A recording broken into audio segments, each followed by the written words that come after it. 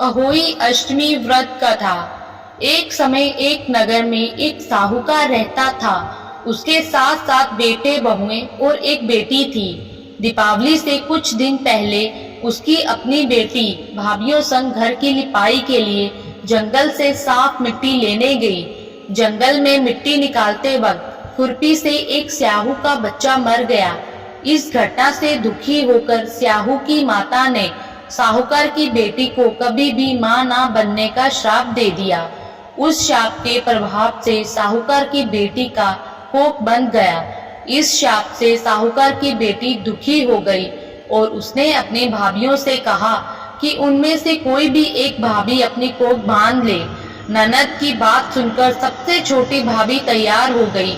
उस शाप के दुष्प्रभाव से उसकी संतान केवल 7 दिन ही जिंदा रहती थी। जब भी वह कोई बच्चे को जन्म देती, वह 7 दिन में ही मृत्यु को प्राप्त हो जाता था। वह परेशान होकर एक पंडित से मिली और उपाय पूछा। जब पंडित ने उन्हें सलाह दी कि सुरही गाय की सेवा करें, पंडित की सलाह मानकर उसने सुरही गाय की सेवा करनी शुरू की।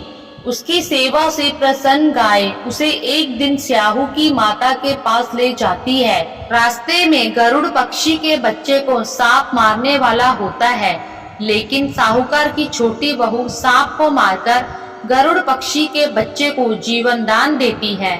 तब तक उस गरुड़ पक्षी की माँ आ जाती है। वह पूरी घटना सुनने के बाद उसे प्रभावित होती है और उसे स्याहू की माता के पास ले जाती है। स्याहू की माता जब साहूकार की छोटी बहू की परोपकार और सेवा भाव की बातें सुनती है तो प्रसन्न होती है। फिर उसे 7 संतान की माता होने का आशीर्वाद देती है। आशीर्वाद के प्रभाव से साहूकार की छोटी बहू को 7 बेटे होते हैं, जिससे उसकी 7 बहुएं होती है। उसका परिवार बड़ा और भरपूरा होता है। वह सुखी जीवन व्यतीत करती है। दोस्तों, तो ये थी अहोई अष्टमी माता की कथा। धन्यवाद।